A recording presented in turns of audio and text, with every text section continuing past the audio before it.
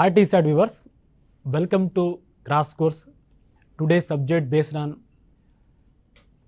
economy and topic public sector undertakings and industrial policies. So మనం ప్రీవియస్గా ఎకనామీలో ఇదే cross కోర్స్లో మనం కొన్ని మనీ మార్కెట్ సంబంధించింది, క్యాపిటల్ మార్కెట్ సంబంధించింది, ఫిజికల్ పాలసీ సంబంధించింది అండ్ దాంతోపాటు చాలా వరకు ఎకనామిక్ సర్వే అయినా, బడ్జెట్ అయినా, ట్యాక్సేషన్ సంబంధించిన ఇలా మనం ప్రతి టాపిక్ పైన ప్రీవియస్ క్లాస్లో మనం క్వశ్చన్ సాల్వ్ చేయడం జరిగింది. ఇవి చాలా ఇంపార్టెంట్ క్వశ్చన్స్, జరగబోయే కాంపిటేటివ్ ఎగ్జామినేషన్లో మీకు చాలా వరకు హెల్ప్ఫుల్ అవుతుంది. So today first question. So కేంద్ర బడ్జెట్ ఏదైతే కేటాయించిందో 2021-22లో ఏంటంటే నేషనల్ మానిటైజేషన్ పైప్ లైన్, ఈ ఎన్ఎంపి అనేది చాలా important.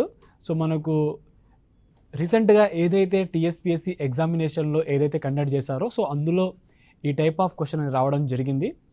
So first one, with respect to National Monetization Pipeline NMP, which was announced in the Union Budget 2021-22. So, first one, statement 1, it was developed by the Ministry of Finance with the aim of leasing out public assets to a private sector entity for an upfront or periodic payouts. Second question, contracts under it includes provision for transfer of assets back to the government at the end of the period. మనకు అడిగింది ఏంది question? Correct, national monetisation pipeline. So 2021-22 బడ్జెట్లో దీన్ని add చేయడం జరిగింది. So మనకు అడిగారు అంటే అనౌన్స్ చేయడం జరిగింది. సో మనకు 2 స్టేట్మెంట్ ఇచ్చారు. సో ఫస్ట్ వన్ ఏంటంటే ఈ నేషనల్ మానిటైజేషన్ పైప్ లైన్ అనేది దీన్ని అనౌన్స్ చేసింది అయితే budget union budget 21-22, but developed చేసింది ఏంటంటే మినిస్ట్రీ ఆఫ్ ఫినాన్స్ కాదు, ఇది NITI Aayog. So national monetisation pipelines it was developed by NITI Aayog. So దీని ఒక ఏమైందంటే లీజింగ్ అవుట్ పబ్లిక్ యాసెట్ని ప్రైవేట్ సెక్టార్కి లీజ్ ఇవ్వడము. సో ఫస్ట్ స్టేట్మెంట్ అనేది రాంగ్. సెకండ్ స్టేట్మెంట్ ఏమి ఇచ్చారు, ఈ కాంట్రాక్ట్స్ ఏదైతే ఉన్నదో under it include provision for transfer of assets back to government at the end of the period. అంటే ఒక కాంట్రాక్ట్ అయిపోయిన తర్వాత ఏదైతే యాసెట్స్ ఉంటుందో, అంటే ఈ ప్రైవేట్ సెక్టారు ఏదైతే లీజ్ తీసుకుంటుందో దాన్ని అల్టిమేట్ ఏంటంటే ఆ యాసెట్ సంబంధించింది గవర్నమెంట్కి అంది ట్రాన్స్ఫర్ అనేది అవుతుందండి బ్యాక్గా. ఎందుకంటే ఈ కాంట్రాక్ట్ అయిపోయిన తర్వాత అంటే ఒక ప్రైవేట్ సెక్టారు ఒక గవర్నమెంట్ సంబంధించిన ఒక ల్యాండ్, ఏదో ఒక ల్యాండ్ అయినా ఒక యాసెట్ని కాంట్రాక్ట్ చేసుకుంటే ఆ కాంట్రాక్ట్ పీరియడ్ అయిపోయిన తర్వాత ఆ యాసెట్ అనేది గవర్నమెంట్కి ట్రాన్స్ఫర్ అనేది అవుతుంది. సో స్టేట్మెంట్ 2 అనేది correct. So option B is the right answer of this question. So national monetisation pipeline అనేది ఎన్ఎంపి చాలా ఇంపార్టెంట్ కూడా. సో ఇది రిలేటెడ్ టు మీకు ఇందాకే చెప్పాను, డెవలప్డ్ చేసింది ఏంటంటే నీతి ఆయోగ్. ఎప్పుడు అనౌన్స్ చేశారంటే 2021-22. సో మనకు అనౌన్స్ చేసింది అడగవచ్చు, లేకపోతే డెవలప్ చేసింది కూడా ఎవరైనా అడగవచ్చు.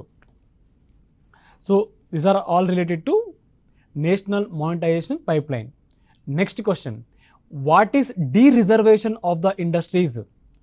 Option A, selling of industries to private entities. Option B, opening of those industries for the private sector that were exclusively reserved for the government sector. Option C, allowing FDI into industrial sector. Option D, none of the above. So dereservation of the industries which are reserved for the central government. So ఏదైతే ఈ industries ఉంటాయో only reserve for central government by IPR industrial policy rules in 1956 ప్రకారం. So reservation of industries meaning ఏంటంటే industries which were reserve for the central government by the IPR 1956 were cut down to starting ఎంత ఉండే 8 ఉండేది, cut down to only 8. In coming years అంటే many other industries were also open for private sector investment. So ప్రజెంట్గా ఎన్ని ఉన్నాయంటే only 2 industries which are fully or partially reserve for the central government. So 8 నుంచి లాస్ట్కి 2 చేయడం జరిగింది. So ఎందుకంటే ఏదైతే ఇండస్ట్రీస్ ఉన్నాయో అందులో కంప్లీట్గా ప్రైవేట్ సెక్టార్ ఇన్వాల్వ్మెంట్ అవ్వడం జరుగుతుంది. సో మనం తరచుగా న్యూస్ పేపర్లో చూస్తుంటాము, చాలా ఇలా కొన్ని ఇండస్ట్రీస్, కొన్ని పిఎస్యూస్ అయినా కొన్ని ఏదైతే ఉన్నాయో కొన్ని ప్రైవేట్ సెక్టార్కి సేల్ చేయడం ఇలా జరుగుతుంది. ఎగ్జాంపుల్ కనుక చూస్తే మనకు వైజాగ్ స్టీల్ ప్లాంట్ కూడా సో ఈ విధంగా మనకు న్యూస్లో చూస్తుంటాము. అయితే ఓన్లీ ఆ 2 ఇండస్ట్రీస్ ఏదైతే ఉన్నాయో dereservation of the industry కనుక చూస్తే అందులో ఒకటి atomic energy and nuclear research, ఇది ఒక ఇండస్ట్రీ, అండ్ రైల్వేస్. సో ఈ 2 ఇండస్ట్రీలో అయితే ప్రైవేట్ సెక్టార్ అనేది లేదండి. సో ఇంకో విషయం ఏంటంటే many of the functions related to the railways have been allowed private entity, but still private sector can not enter the sector as a full fledged railway service provider. So dereservation అంటే option B is the right answer of this question. ఎందుకంటే opening of those industries for the private sector that were exclusively reserved for the government sector. So dereservation of industries గురించి చెప్పడం జరిగింది. దాంతోపాటు present ఎన్ని ఉందంటే only 2 industries so which are fully or partially reserved for central government. So అందులో ఒకటి atomic energy, nuclear research and other related activities. So అందులో చూస్తే మనకు mining, use management, fuel fabrication, export import, waste management, so etcetera of radioactivity minerals. అంటే none of the nuclear powers in the world have allowed entry of private sector player in these activities. So no such attempt look in logical in India. Second one railways. So dereservation of industries అనేది అడిగే అవకాశం ఉంటుంది. Next question ఏంటంటే futures of new industrial policy 1991. Futures of new industrial policy 1991. First one delicensing of the industries. Second one abolition of the monopoly restricted trade policy. Third one restriction to foreign investment and promotion of industries, so domestic investment. So మనకు ఏదైతే new industrial policy ఏదైతే ఉందో 1991 గురించి మనకు futures గురించి అడిగారు. So future of new industrial policy 1991 ఏంటంటే ఒకటి డీలైసెన్సింగ్ ఆఫ్ ద ఇండస్ట్రీస్. ఎందుకంటే number of industries put under the compulsory provision of licensing to cut down ఏంటంటే ఓన్లీ 18 ప్రజెంట్గా ఉన్నాయి. So delicensing of the industries. So option statement 1 అనేది correct. Statement 2 ఏమి ఇచ్చారు? Abolition of the MRTP limit, అంటే abolition of the monopoly restricted trade policy MRTP. అంటే MRTP యొక్క limit అనేది 100 crore అండి. So that the mergers acquisition and take over of the industries could become possible. So statement 2 కూడా correct. Statement 3 ఏమి ఇచ్చారు? Restriction to foreign investment and promotion of domestic investment అని ఇవ్వడం జరిగింది. సో స్టేట్మెంట్ 3 అనేది wrong. ఎందుకంటే promotion to foreign investment not restriction.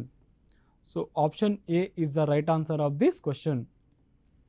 So ఇదంతా future of industrial policy 1991. So అందులో ఫస్ట్ వన్ అంటే డీలైసెన్సింగ్ ఆఫ్ ద ఇండస్ట్రీస్, దాని తర్వాత అబాలిషన్ ఆఫ్ ఎంఆర్టీపీ, అండ్ దాని తర్వాత promotion off to foreign investment, third one.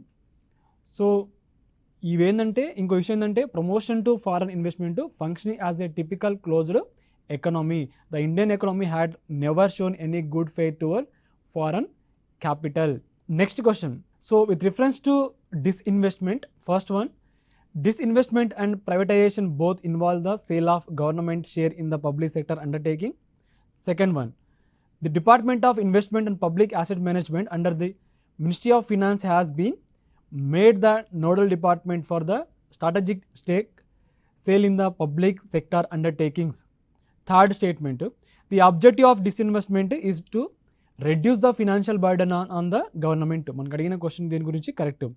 So term privatisation అనేది ఈ used for stake sale in which there is a transfer of 51%. ఇప్పుడు ఒక పిఎస్యు అయినా ఒక కంపెనీ ఉందండి. సో 100%లో 51% అంటే a stake sale in which there is a transfer of 51% or more equity to the private players. So దీన్నే privatisation అంటారండి. So versus disinvestment అనేది is the government sells only a part of the equity which is essentially less than 51%. అదే privatisation అయితే more than 50%. So ఈ రెండు difference అనేది మీరు ఖచ్చితంగా తెలుసుకోవాలి. సో ఆబ్జెక్టివ్ ఆఫ్ డిస్ఇన్వెస్ట్మెంట్ ఏంటంటే to reduce the financial burden on the government. నేను ప్రీవియస్ క్లాస్లో కూడా చెప్పాను. దాంతోపాటు improve management and performance of the public sector enterprise. So ఇవి ఆబ్జెక్టివ్ ఆఫ్ డిస్ఇన్వెస్ట్మెంట్. దాంతోపాటు ఏంటంటే performance of the public sector enterprises and promote the growth of private sector. So these are the related to disinvestment సంబంధించింది. ఒకవేళ కనుక department of investment and public asset management అనేది దేని కింద అంటే ఏ మినిస్ట్రీ కింద ఉందంటే ministry of finance. So has been made the nodal department for the strategic stake sale in the public sector undertaking. So ఇప్పుడు ఏదైనా DIPAM దీపం అనేది ఏ మినిస్ట్రీ కింద ఉందంటే మినిస్ట్రీ ఆఫ్ ఫినాన్స్ కింద. సో ఏదైనా ఒక పబ్లిక్ సెక్టర్ అండర్టేకింగ్ పిఎస్యుని కనుక సేల్ చేయాలనుకుంటే నోడల్ డిపార్ట్మెంట్ కనుక ఉందంటే అది దీపం. అది ఏ మినిస్ట్రీ కింద అంటే మినిస్ట్రీ ఆఫ్ ఫినాన్స్ కింద. సో మనకు స్టేట్మెంట్ 3 కరెక్ట్ ఇచ్చారు కాబట్టి option D is the right answer of this question. So term privatisation చెప్పాను, more than 51% of more equity అని, అండ్ దాంతోపాటు డిస్ఇన్వెస్ట్మెంట్ చెప్పడం జరిగింది, లెస్ దాన్ 51% అని. So department of investment public asset management అనేది ఏ మినిస్ట్రీ కింద అంటే ministry of finance. Next question LPG సంబంధించింది. సో ఎల్పిజి రిఫార్మ్ సంబంధించింది. LPG reform first one high inflation, second one decrease in physical deficit, third one foreign exchange reserves depletion, fourth one increase in the favourable balance of payment. So ఇలా మనకు LPG reform గురించి ఇచ్చారు 4 స్టేట్మెంట్గా. So factor that lead to LPG reform కనుక చూస్తే ఒకటి price అనేది increase అవ్వడం అంటే ఇన్ఫ్లేషన్ సోర్డ్ ఫ్రమ్ 6.7% టు 16.7%, అంటే worsening the country economic situation అని అర్థం చేసుకోవాలి. సో ఫస్ట్ స్టేట్మెంట్ కరెక్ట్, ఎందుకంటే హై ఇన్ఫ్లేషన్ 6.7 నుంచి 16.7%. ఇంక్రీజ్డ్ ఫిజికల్ డిఫిసిట్ ఇక్కడ డిక్రీజ్ అని ఇవ్వడం జరిగింది. సో స్టేట్మెంట్ 2ని మనం ఎలిమినేషన్ చేయవచ్చు. So option C is the right answer of this question. ఎందుకు ఇంక్రీజ్ ఫిజికల్ డిఫిసిట్ అంటే government physical deficit increase as non development spending increase అనేది అవుతుంది. ఇంకో విషయం ఏంటంటే నేషనల్ డెబ్ట్ and interest rates have Ryzen as a result of the increase budget imbalance. So ఓవరాల్గా చూస్తే 36.4% ఆఫ్ గవర్నమెంట్ స్పెండింగ్ అనేది చేయడం జరిగింది ఇన్ 1991లో. సో స్టేట్మెంట్ 2 అనేది రాంగ్. అండ్ స్టేట్మెంట్ 3 ఏమిచ్చారు foreign exchange reserve depletion. So foreign exchange reserve depletion అంటే 1991లో ఏంటంటే India's foreign exchange reserve depleted to the point where they were unable to cover a 2-week import bill. So statement 3 అనేది correct. Statement 4 ఏమి ఇచ్చారు increase in the favourable balance of payment ఇవ్వడం జరిగింది. So ఇది wrong అండి. So increase in the unfavourable balance of payment, ఎందుకంటే 2214 crores in 1980-81 and 17,367 crores ఏమో 1990-91. అంటే the finance the deficit considerable number of foreign loans were needed అని. So ఇక్కడ interest rate అనేది had to be raised. So option C is the right answer of this question. LPG reform సంబంధించింది. So LPG reforms గురించి చెప్పాను. ఒకటి price rise అని చెప్పడం జరిగింది, దాని తర్వాత ఫిజికల్ ఇంక్రీజ్డ్ ఫిజికల్ డెఫిసిట్, దాని తర్వాత increase unfavourable balance of payment. And ఇంకో ఇంపార్టెంట్ పాయింట్ ఏంటంటే the Iraq war broke out in 1991. So ఇది మీకు ఖచ్చితంగా తెలవాలి, చాలా ఇంపార్టెంట్. ఎందుకంటే resulting in a spike in gasoline cost, the influx of foreign currency from Gulf countries seized. So ఇక్కడ ఎక్సార్బేటింగ్ the situation అని చెప్పడం జరుగుతుంది.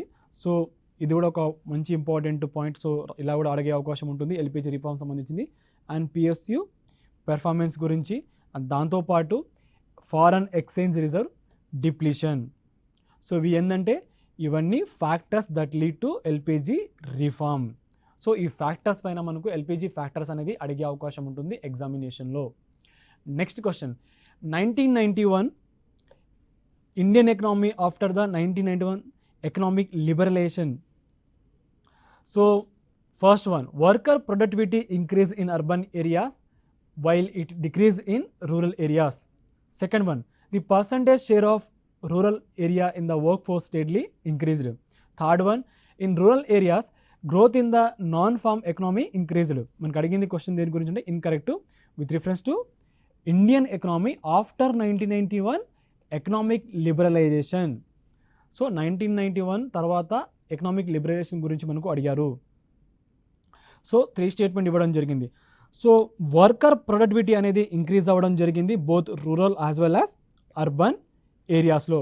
అంటే according to NITI Aayog report ప్రకారము, లుక్ ఎట్ ద ఇన్ఫర్మేషన్ కనుక చూస్తే మనకు 37,273 2004-5 అయితే 10,000 ఆర్ 1,01,755 2011-12. ఇది ఎక్కడ అంటే రూరల్ రీజియన్లో. అర్బన్ ఏరియాలో కనుక చూస్తే 1,20,419 ఇన్ 2004-5. సో మీకు ఎక్స్ప్లెనేషన్ పార్ట్ ఇస్తాను. సో ఈ రెండు correct. Option A is the right answer of this question. So worker productivity కనుక చూస్తే both rural and urban area కనుక చూస్తే నీతి ఆయోగ్ రిపోర్ట్ ప్రకారము ఇదేమో రూరల్ ఏరియా సంబంధించింది 2004-5 టు అండ్ 11-12. అర్బన్ ఏరియామో ఇది. సో ఇక్కడ అల్టిమేట్ ఏంటంటే మనకి ఇచ్చిన క్వశ్చన్ ఏంటంటే percentage share of rural areas in the workforce steadily increase అని ఇవ్వడం జరిగింది. బట్ ఇంక్రీజ్ అనేది మనకు అడిగింది ఇన్కరెక్ట్. సో ఇన్కరెక్ట్ కాబట్టి మనకు అడిగిన క్వశ్చన్ దేని గురించి ఇన్కరెక్ట్. సో స్టేట్మెంట్ 2 అనేది ఇన్కరెక్ట్ అండ్ స్టేట్మెంట్ 1 అనేది incorrect. So option A is the right answer of this question. ఎందుకంటే in rural areas growth in the non farm economy అనేది ఇంక్రీజ్ అనేది అయింది. సో ఎగ్జాంపుల్ చూస్తే ఈ 2. అండ్ స్టడీ ట్రాన్సిషన్ అనేది urbanisation అండి as a result in decrease in rural work force. So rural work ఫోర్స్లో decrease అవ్వడం జరిగింది, బట్ అర్బనైజేషన్ అయితే స్టడీ ట్రాన్సిషన్ అనేది అవ్వడం జరిగింది. సో ఈ రెండు డిఫరెన్స్ తెలుసుకోండి. అండ్ 1990 to 2000 to 2011-12 కూడా మనకు ఇక్కడ దగ్గర 76.1% to 70.9% in rural work force. ఈ వర్క్ ఫోర్స్ సంబంధించిన షేర్ అండి ఇదంతా. And non farm economy share in the rural economy అనేది ఇంక్రీజ్ అవ్వడం అనేది జరిగింది. సో ఈ డిఫరెన్స్ అనేది మీకు చాలా important. So next question, which of the following policy steps are taken by the government to enhance ease of doing business for the manufacturing sector and their faster growth? First one, interest subvention of 2% to all goods and service tax registered firms. Second one, government to bear 70% of the cost for establishing pharma cluster. Third one, loans up to 1 crore to be approved online within an hour. మనకు అడిగిన question దీని గురించి correct. So ease of doing business అనే enhancing ease of doing business for the sector and their faster growth have been given special attention by the government in the last few years అండి. So కొన్ని following policy steps కనుక చూస్తే ఒకటి ఏంటంటే loans up to 1 crore to be approved online within 59 minutesలో 59 మినిట్స్లో. And interest subvention of 2% to all GST register forms. GST register firms. PSU'S to compulsory procure 25% with 3% reserve for women entrepreneur through the GM portal. అంటే 20 technology centres and 100 extension centres to be established. So statement 3 ఏమి ఇచ్చారు, loan up to 1 crore to be approved online with in an hour hours అని ఇవ్వడం జరిగింది. So statement 2 అనేది correct. దాంతోపాటు statement 2 ఏమి ఇచ్చారు, గవర్నమెంట్ అనేది bear 70% of the cost for establishing pharma cluster. So second statement correct. And first one ఏమి ఇచ్చారు, interest subvention of 2% to all goods and service tax registered firms అని ఇవ్వడం జరిగింది. సో ఇది కూడా correct. So option D is the right answer of this question. So ease of doing business సంబంధించింది ఇది sector and their faster growth have been given special attention by the government in last few years. So అందులో కొన్ని policy steps కనుక చూస్తే ఇవ్వండి. So ఒకటేమో within అంటే loans అనేది అప్ టు 1 crore అనేది అప్రూవ్ చేయడం జరుగుతుంది వితిన్ 59 minutes, అంటే 1 hour లోపు. సో సెకండ్ వన్ కూడా చెప్పడం జరిగింది related to interest subvention of 2% ఏమో ఆల్ జిఎస్టీ రిజిస్టర్ ఫార్మ్స్ అని చెప్పడం జరిగింది. And PSU'S to compulsory procure అంటే 25% with 3% for women entrepreneur through GM portal. Next question related to following pairs of MSME and their new definition. So రీసెంట్గా MSME గురించి అంటే new definition changes అని చేయడం జరిగింది. సో మనకు అది కూడా అడిగారు. So MSME enterprises, micro, small, medium. New definition ఏమి ఇచ్చారంటే, ఫస్ట్ వన్ ఏమి ఇచ్చారంటే investment capital increase to 5 crores and 25 crores of turnover. And second one investment capital ఏమో increase 10 crores and 50 crores turnover. Third one investment capital increase to 50 crores and 250 crores turnover. So micro, small, medium. So the distinction between manufacturing and service sector, MSME have been allocated and an upward revision in their definition has been adopted. అంటే the micro enterprise investment అనేది capital అనేది increase అవ్వడం జరిగింది. ఎంత అంటే 1 crore and 1 crore ఏమో capital increase అవ్వడం జరిగింది ఇన్వెస్ట్మెంట్ సంబంధించింది. అండ్ 5 crores ఏమో టర్న్ ఓవర్. సో మనం ఇచ్చిన దాంట్లో ఇక్కడ ఏం ఇచ్చారు, 5 crores అండ్ 25 crores ఇవ్వడం జరిగింది. సో స్టేట్ ఇది ఫస్ట్ పేరు అనేది రాంగ్. సెకండ్ ఏమి ఇచ్చారు, ఇది మైక్రో సంబంధించి నేను చెప్పింది. మైక్రో అనేది 1 crore ఏమో క్యాపిటల్ ఇన్వెస్ట్మెంటు, 5 crore ఏమో turnover micro. Small enterprise అయితే 10 crore ఏమో ఇన్వెస్ట్మెంటు అండ్ 50 crore ఏమో టర్న్ ఓవర్. 50 crore ఏమో టర్న్ ఓవర్. సో స్టేట్మెంట్ 2ది కరెక్ట్ ఉంది. సో మనం 1ని ఎలిమినేషన్ చేసినా మనకు ఆప్షన్ బి అనేది ఈజీగా ఆన్సర్ అవుతుందండి. అండ్ మీడియం ఎంటర్ప్రైజ్ అంటే క్యాపిటల్ ఏమో ఇన్వెస్ట్మెంట్ అనేది 50 crores అండ్ టర్న్ ఓవర్ ఎంత అంటే 250 crores. సో ఇది రీసెంట్గా రివైజ్ చేయడం జరిగింది MSME డెఫినేషన్. సో మీకు ఆల్రెడీ చెప్పాను డిస్టింక్షన్ బిట్వీన్ మ్యానుఫ్యాక్చరింగ్ మరియు సర్వీస్ సెక్టార్ సంబంధించింది. So MSME have been abolished and upward revision in their definition has been adopted.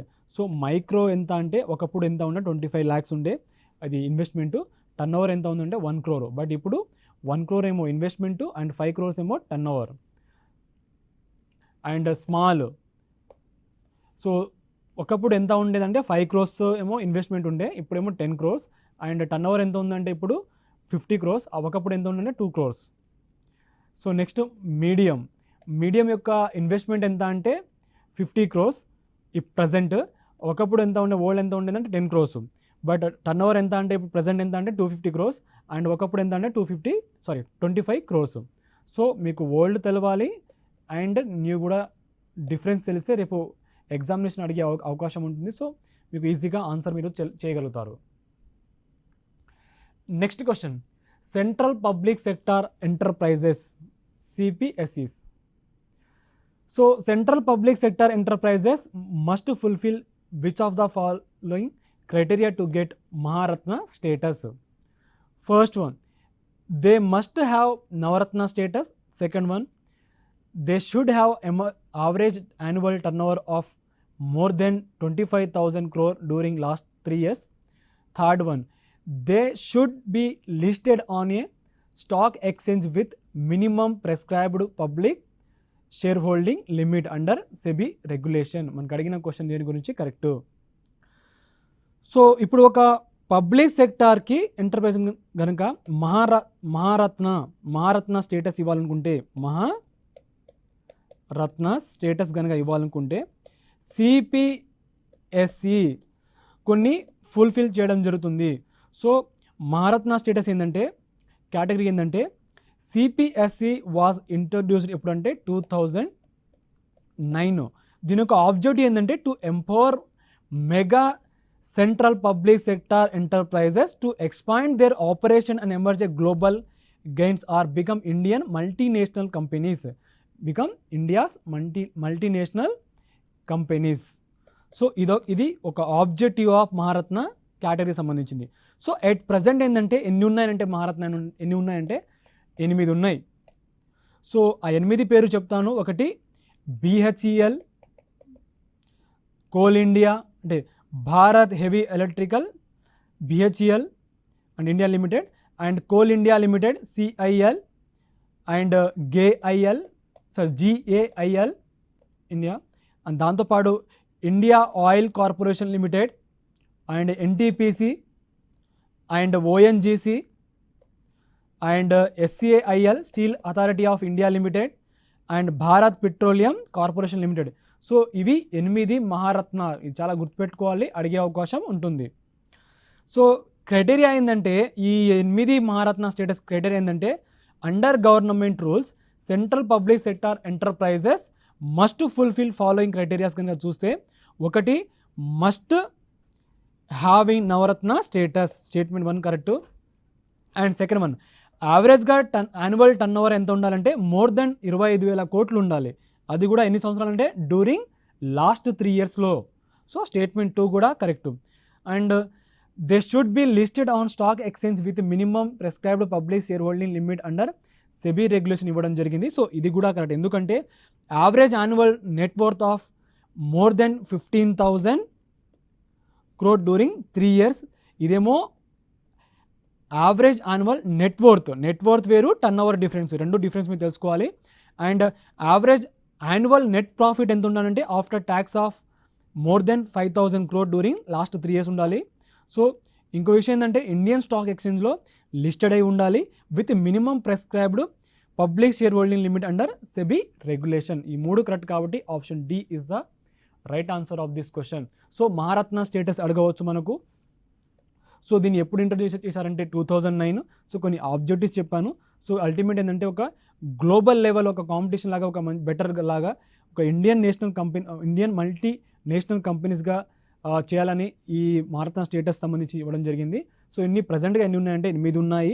And దాంతోపాటు 8 పేరు ఏంటంటే BHEL, Coal India Limited, GAIL, and Indian IOCL, and NTPC, ONGC, SCIL, and BPCL. So ఇవి Maharatna company సంబంధించింది. So criteria కూడా ఇవ్వడం జరిగింది. So అందులో first criteria ఇది మీకు ఆల్రెడీ చెప్పాను. దాని తర్వాత second criteria average annual turnover ఎంత ఉండాలంటే మోర్ దెన్ 25,000 crores ఉండాలి డ్యూరింగ్ లాస్ట్ 3 yearsలో. దాంతోపాటు average annual net worth of more than 15,000 crores ఉండాలి. So net worth difference, net profit difference, and దాంతోపాటు యాన్యువల్ టర్న్ ఓవర్. సో ఈ 3 డిఫరెన్స్ని మీకు ఖచ్చితంగా తెలుసుకోవాలి. సో మనం ఇలా కూడా అడిగే అవకాశం ఉంది. అండ్ దాంతోపాటు ఖచ్చితంగా లిస్టెడ్ అయి ఉండాలి ఇండియన్ స్టాక్ ఎక్స్చేంజ్లో. నెక్స్ట్ క్వశ్చన్, సిఎస్ఆర్ కార్పొరేట్ సామాజిక బాధ్యత గురించి మనకి ఇవ్వడం జరిగింది. CSR so corporate social responsibility సంబంధించింది. 1, the CSR is applicable to companies that have a net worth of at least 100 crores and a net profit of at least 10 crores rupees during the most recent financial year. Second one, India is the first nation to have a law for CSR for specific companies. Third one, companies have to spend at least 2% of last 3 years average net profit on CSR activities. మనకు అడిగిన question దేని గురించి, correct గురించి అడిగారు కాబట్టి. So first ఏంటంటే CSR గురించి చెప్తాను. So India is the first nation to have statutory mandate for CSR for specific corporation thanks to the enactment of section 135 in Companies Act 2013 అంటే according to the companies act 2013 ఏంటంటే business that have in net worth of at least 500 crore rupees. So statement 1 అనేది wrong. ఇక్కడ ఏమి ఇచ్చారు, at least 100 crores ఇవ్వడం జరిగింది. So statement 1 అనేది wrong కాబట్టి మనం ఈజీగా ఎలిమినేషన్ చేయవచ్చు. So option B is the right answer of this question. ఎందుకంటే India is the first nation to have a law for CSR for specific companies. And third one కూడా correct, ఎందుకంటే companies have to spend at least 2% for last 3 years average net profit on CSR activities. So ఈ రెండు correct కాబట్టి option B is the right answer of this question. So CSR సంబంధించింది India is the first nation to have statutory mandate for CSR for specific corporation. ఏ act కింద అంటే companies act 2013. ఇది గుర్తుపెట్టుకోవాలి. And business that have net worth ఏంటంటే at least 500 crore and ఈ revenue at least ఏంటంటే 1000 crores rupees or a net profit of at least ఎంత అంటే 5 crores rupees during the most recent financial year are required to invest 2% of average net profit over the immediately preceding 3 years on CSR activities. So option B is the right answer of this question. Next question, corporate governor initiative.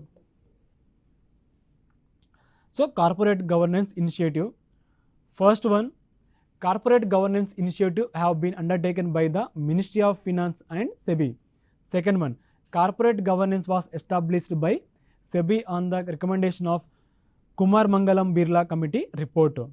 So ఈ corporate governance initiative ఏంటంటే ఇదొక రీసెంట్గా మనకు దీనిపైన ఎక్కువగా న్యూస్లో ఉన్నది. So ఇదొక initiative undertaken by the ministry of corporate affairs. So ministry of corporate affairs. So ఇక్కడ ఫినాన్స్ ఇవ్వడం జరిగింది. సో ఫినాన్స్ కాదు, corporate, ministry of corporate affairs and SEBI. So statement 1 అనేది wrong. So corporate governance was established by SEBI on the recommendation of Kumar Mangalam Birla committee report అని ఇవ్వడం జరిగింది. So statement 2 అనేది correct. ఇది ఎప్పుడు అంటే 2000 అప్పుడు. So SEBI is maintaining the standard of corporate governance through other laws like securities contract act, ఇంకోటి SEBI act 1992 and depository act 1996. So option B is the right answer of this question. So corporate governance initiative in India కనుక చూస్తే ఇవి ఏ ministry కింద అంటే ministry of corporate affairs మరియు SEBI. And first formal regulatory framework for listed companies specially for corporate governance was establish by అంటే SEBI in 2000. ఏ committee recommendation అంటే Kumar Mangalam Birla committee report. So ఇదంతా related to corporate governance initiative సంబంధించింది. Next question, Navratna companies గురించి. ఇందాక మనం మహారత్న గురించి నేర్చుకున్నాం, ఇప్పుడేమో నవరత్న కంపెనీస్ గురించి. So Navratna companies, first one, Navratnas are a set of public sector companies that possess financial autonomy to invest up to 1000 crores without any approval from the central government. Second one, Navratna status will help in implementing various ambitious projects of the government such as providing funds for infrastructure. Third one, Navratna status was first allotted to 9 public sector enterprises in 1997. As of now, there are 20 Navratnas in India. So Navratna companies are Navratna's company. So categorize idoka category of central public sector enterprise.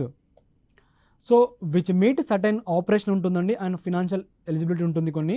So అవేంటంటే based on net profit and total cost of production మరియు earning per share and intersectoral performance. So Navratnas are a set of public sector companies that possess financial autonomy to invest up to 1000 crore without any approval from the central government. So statement 1 అనేది correct. So Navratna status was first allotted to 9 public sector in 1997. So statement మన 3 ఏమి ఇచ్చారు, Navratna status was first allotted to 9 public sector enterprises in 1997. As of జనవరి 2022 ఎన్ని ఉన్నాయంటే 13 ఉన్నాయి. So ఇక్కడ 20 ఇచ్చారు. సో స్టేట్మెంట్ 3ని మనం ఎలిమినేషన్ చేయవచ్చు. So option A is the right answer of this question. ఎందుకంటే Navratna status will help in implementing various ambitious projects of the government such as providing funds for infrastructure. So ఇదంతా related to Navratna companies అండి. ఇది ఒక category of CPSC and ఇది ఒక meet certain operational మరియు financial eligibility ఉంటుంది. Based on net profit ఒకటి and total cost of production ఒకటి అండ్ ఎర్నింగ్ పర్ షేర్ మరియు inter sectoral performance. So Navratna are set of public sector companies that possess financial autonomy invest up to 1000 crores without any approval from the central government. So Navratna status అనేది first allotted ఎన్ని PSC అంటే 9. So present ఎన్ని ఉన్నాయంటే 13 ఉన్నాయి. So ఆ 13 ఏమిటంటే BL container, BEL Bharat electronics limited, container corporation of India limited, engineers India limited, Hindustan aeronautical limited hall, Mahanagar telephone Nigam limited MTNL and national aluminium company limited NaCl and NBCC India limited, NMDC limited, NLC India limited, oil India limited, Rashtriya Ispat Nigam limited, rural electrification corporation Limited and shipping corporation of India limited. So ఇవి అన్నీ ఏంటంటే present ఉన్న 13 నవరత్న PSU సంబంధించిందండి. So option A is the right answer of this question. Next question, next దేని గురించి అంటే cottage industries and small scale industries. So cottage industry అంటే కుటీర పరిశ్రమలు మరియు చిన్న తరహా పరిశ్రమలకు సంబంధించిన క్వశ్చన్ ఇది. So with respect to cottage industries and small scale industries, first one, khadi and village industries commission is a statutory organization that promotes cottage industries.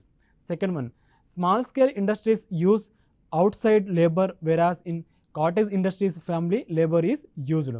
Third one, small scale industries uses both modern and traditional techniques whereas cottage industries depend on traditional technique of production. So cottage industry or cottage manufacture are also called household industry అని కూడా అంటారు దీన్ని. Household industries are rural industries are traditional. So ఇన్ని విధంగా పిలుస్తారు, ఇది గుర్తుపెట్టుకోవాలి. So cottage industry అయినా చెప్పవచ్చు ఆర్ కాటేజ్ మ్యానుఫ్యాక్చరింగ్ అయినా అనవచ్చు are also called household industries are rural industries are traditional industries. So the artisan use local raw material and simple tools to produce everyday goods in their homes with the help of their family members or part-time labor. So ఇది related to cottage industries సంబంధించింది. So మనకు statement ఏమిచ్చారు, first one ఏమిచ్చారంటే ఈ khadi and village industries commission ఇది ఒక statutory organization that promote cottage ఇండస్ట్రీని చెప్పడం జరిగింది. సో స్టేట్మెంట్ 1 అనేది కరెక్ట్. ఎందుకంటే కేవీఐసి ఒక స్టాచ్యుటరీ ఆర్గనైజేషన్, ఇది దేన్ని ప్రమోట్ చేస్తుందంటే విలేజ్ ఇండస్ట్రీని ప్రమోట్ చేస్తుంది. అండ్ దాంతోపాటు that also helps cottage industry కూడా. సో విలేజ్ ఇండస్ట్రీని ప్రమోట్ చేయడానికే ఈ కేవీఐసి అండి. అని ఆ విలేజ్ ఇండస్ట్రీలో ఏంటంటే ఒక పార్ట్ ఆఫ్ కాటేజ్ ఇండస్ట్రీని కూడా ప్రమోట్ చేయడం జరుగుతుంది. సో స్టేట్మెంట్ 1 అనేది కరెక్ట్. స్మాల్ స్కేల్ ఇండస్ట్రీస్ అనేది use out side labour whereas in cottage industry ఏమో ఫ్యామిలీ లేబర్. సో ఇప్పుడు చేనేత కార్మికులు అంటే కాటేజ్ ఇండస్ట్రీ అంటే ఫ్యామిలీ పర్సన్ వాళ్ళే ప్రిపేర్ చేయడం జరుగుతుంది. సో ఇక్కడ ఏంటంటే కాటేజ్ ఇండస్ట్రీ ఏంటంటే ఫ్యామిలీ లేబర్ ఈజ్ యూజ్ చేయడం జరుగుతుంది. అదే స్మాల్ స్కేల్ ఇండస్ట్రీ అయితే అవుట్ సైడ్ లేబర్ని యూజ్ చేయడం జరుగుతుంది. సో స్టేట్మెంట్ 2 కూడా correct. And third one, small scale industry ఏంటంటే యూస్ బోత్ మోడర్న్ మరియు ట్రెడిషనల్ టెక్నిక్స్ని యూజ్ చేస్తారు. అదేవిధంగా కాటేజ్ ఇండస్ట్రీ ఏంటంటే ఓన్లీ ట్రెడిషనల్ టెక్నిక్ మాత్రమే దీంట్లో ప్రొడక్షన్ చేయడం జరుగుతుంది. సో ఈ 3 correct. So option D is the right answer of this question. So small scale industries మరియు కాటేజ్ ఇండస్ట్రీ డెఫినేషన్ అడగవచ్చు. So KVIC, khadi and village industries commission అనేది ఒక స్టాచ్యుటరీ ఆర్గనైజేషన్ అండి. ఇది దేని ప్రమోట్ చేస్తుందంటే విలేజ్ ఇండస్ట్రీని ప్రమోట్ చేస్తుంది. With the help of cottage ఇండస్ట్రీని కూడా ప్రమోట్ చేయడం జరుగుతుంది. సో స్మాల్ స్కేల్ ఇండస్ట్రీ ఏంటంటే అవుట్ సైడ్ లేబర్ని యూజ్ చేయడం జరుగుతుంది. బట్ ఈ కాటేజ్ ఇండస్ట్రీ అయినా, ట్రెడిషనల్ ఇండస్ట్రీ అయినా, లేకపోతే విలేజ్ ఇండస్ట్రీ ఏంటంటే ప్రాపర్గా ఫ్యామిలీ లేబర్ దీంట్లో యూజ్ చేయడం జరుగుతుంది. సో ఈ రెండు డిఫరెన్స్ మీకు తెలవాలి. దాంతోపాటు స్మాల్ స్కేల్ ఇండస్ట్రీ ఏంటంటే కొన్ని టెక్నిక్స్ సంబంధించి కొన్ని యూజ్ చేయడం జరుగుతుంది. దాంతోపాటు ట్రెడిషనల్ టెక్నిక్ కూడా యూజ్ చేస్తారు స్మాల్ స్కేల్ ఇండస్ట్రీలో. అదేవిధంగా కాటేజ్ ఇండస్ట్రీలో అయితే ఓన్లీ ట్రెడిషనల్ టెక్నిక్ దానిపైనే డిపెండ్ అవ్వడం జరుగుతుంది. సో ఈ 3 స్టేట్మెంట్ కరెక్ట్ కాబట్టి ఆప్షన్ సి అనేది right answer of this question. So ఇదంతా రిలేటెడ్ టు కాటేజ్ ఇండస్ట్రీ సంబంధించింది. అండ్ దాంతోపాటు స్మాల్ స్కేల్ ఇండస్ట్రీస్ కూడా చెప్పడం జరిగింది. So small scale industry is different from, ఎందుకు డిఫరెంట్ అంటే ఫర్ ఎగ్జాంపుల్ పార్ట్స్ మేకింగ్ ఒకటి, బాంబూ బాస్కెట్ వీవింగ్ ఒకటి, ఫ్యాబ్రిక్స్ ఒకటి, మ్యాట్స్ ఒకటి, కర్టెన్ మేకింగ్ ఒకటి, ఫర్నిచర్ మేకింగ్ ఒకటి, jewellery making of gold or silver. So small scale industry అయితే are industry in which manufacturing production and rendering service are done on small scale. So investment limit ఎంత అంటే up to 5 crores. So annual turnout ఎంత అంటే up to 10 crores మాత్రమే. So ఇదంతా related to small scale industry మరియు and cottage industry difference.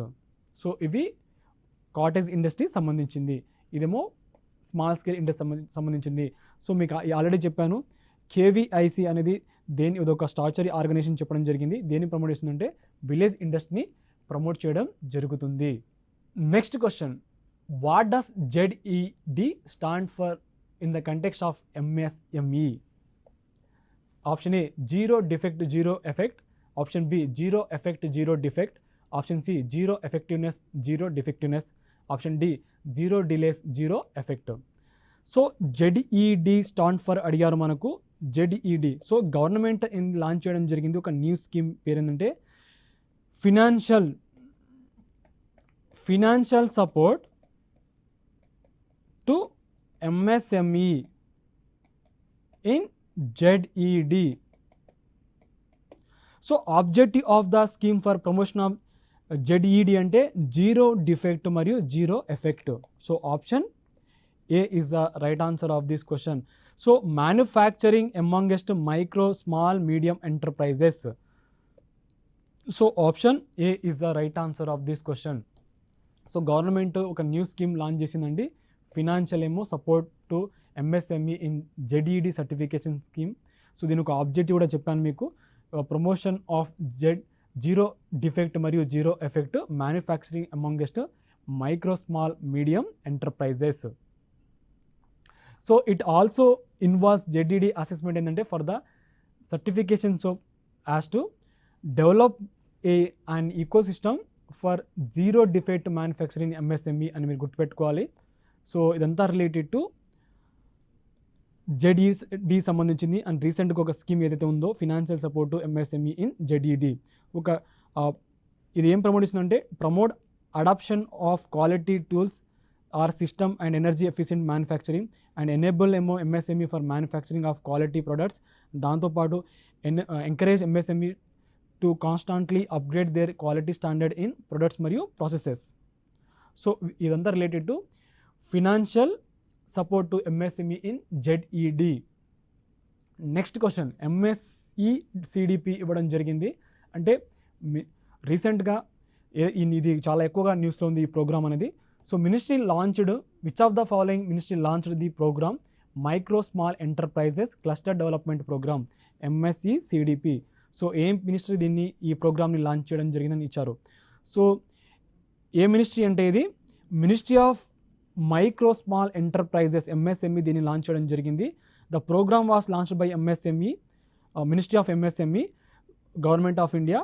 Cluster can be defined as a number of enterprises that practice and produce the same product and services. Same product and services. So option A is the right answer of this question. So గుర్తుపెట్టుకోండి, ఈ micro small enterprise cluster development programme ఏ ministry launch చేయడం జరిగిందంటే ministry of micro small medium enterprises. So option A is the right answer of this question. Next question. So next question మనం ఇచ్చారు మనకు పారిశ్రామిక విధాన తీర్మానం గురించి 1956 సంబంధించింది. So with respect to industrial policy resolution, so 1956. So ఇదైతే ఈ ఐపీఆర్ గురించి చాలా వరకు అడుగుతుంటారు. ఈ 1956 సంబంధించింది. First one, it was shaped by the Mahalanobis model of growth which suggested that ఎంపసైజెస్ on heavy industries would lead the economy toward a long-term higher growth path. Second one, the policy tried to build the basis for a capitalist pattern of society. Third one, no new industry was allowed unless a license was obtained from the government. అడిగింది correct. So with respect to industrial policy resolution 1956 గురించి అడిగారు మనకు. So ఈ IPR 1956 ఏంటంటే it was shaped by the Mahalanobis model of growth అండి, which suggested that emphasis on heavy industries would lead the economy toward a long term higher growth path. So heavy industries వల్లనే చాలా వరకు economy అనేది చాలా long గ్రోత్గా path అని అవ్వడం జరుగుతుందని ఈ మోడల్ని ఏదైతే ఉందో దీన్ని సజెస్ట్ చేయడం జరిగింది. మహాలనోబిస్ మోడల్స్ అని కూడా అంటారు దీన్ని.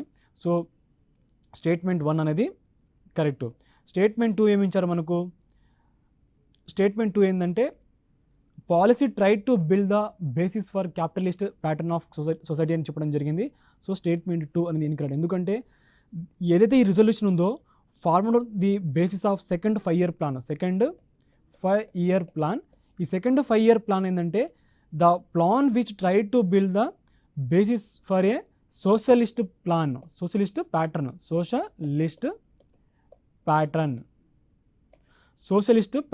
అంటే స్టేట్మెంట్ 2 అనేది రాంగ్ కాబట్టి. So option C is the right answer of this question. So no new industry was allowed unless licence was obtain from the government. So ఇది related to industrial policy resolution 1956. So option C is the right answer of this question. So ఇదంతా related to industrial policy resolution 1956. So it was shaped by ఎవరంటే Mahalanobis model of growth, and ఇది one of the important bit కూడా. So ఈ type of question ఎక్కువగా అడుగుతుంటారు. And దాంతోపాటు ఏంటంటే ఎక్కువగా మనకు ఇది సెకండ్ 5-year ఇయర్ ప్లాన్ అంటే దిస్ రిజల్యూషన్ అనేది formed the basis of second 5-year plan, the plan which try to build the basis for a socialist pattern of society. And ఈ రిజల్యూషన్ని క్లాసిఫైడ్ ఇండస్ట్రీ ఇంటూ 3 categories అండి. So అందులో ఆ 3 categories కనుక చూస్తే మనకు ఫస్ట్ కేటగిరీ ఏమో comprise industry that would be exclusively owned by state, and second category ఏంటంటే consisted of industry in which private sector could supplement the efforts of the state sector, and third category ఏంటంటే consisted of the remaining industries which were to be in the private sector. So ఈ 3 categoriesని resolution classified చేయడం జరిగింది ఈ IPR సంబంధించింది. So మనకు ఈ IPR పైన మనకు రావచ్చు. సో ఏ ఇయర్లో అంటే 1956. సో 19 ఐపీఆర్ అంటే ఏ ఇయర్ అంటే 1956. నెక్స్ట్ క్వశ్చన్, పారిశ్రామిక విధానం గురించి 1973 సంబంధించింది, అంటే industrial policy 1973. First one, the term core industries was introduced for the first time in the IPR of 1973. Second one, the public private partnership was emphasized as a prototype for the first time and it was called joint sector in which a partnership between state, center, private sector was allowed. So industrial policy 1973 గురించి మనకు question ఇచ్చారు. So ఈ industrial policy statement ఏదైతే ఉందో 1970 సంబంధించింది, the term ఈ term ఏదైతే ఉందో ఈ కోర్ ఇండస్ట్రీని దీన్ని ఇంట్రడ్యూస్ చేయడం జరిగింది.